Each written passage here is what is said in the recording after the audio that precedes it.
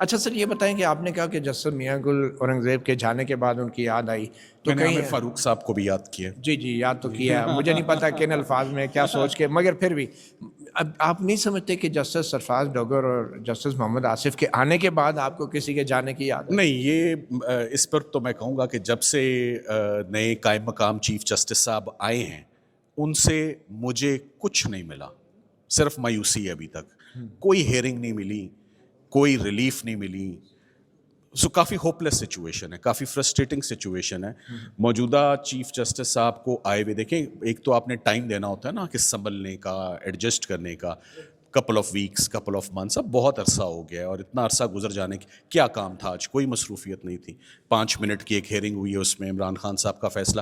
At least آج ان کا conduct دیکھ کے، ان کی غیر موجودگی میں ان کو کرٹیسائز کر کے، ضمانتیں معطل کر کے، تو کہتے اپیل میں لے آئیے گا، جو بھی آپ نے پھر اسپیشل مٹھائی پیش کرنی ہے نا وہ اس دن پیش کر. اچھا اب ہوگا کیا 11 جون کے بعد؟ کتنے دن ہیں آپ کے پاس؟ آگے تو عدالتوں کی چھٹیاں بھی شروع نہیں، ہو رہی ہیں. عدالت کی چھٹیاں ابھی کوئی نہیں شروع ہو رہی. یہ فیصلہ لے لیں گے یہ لوگ.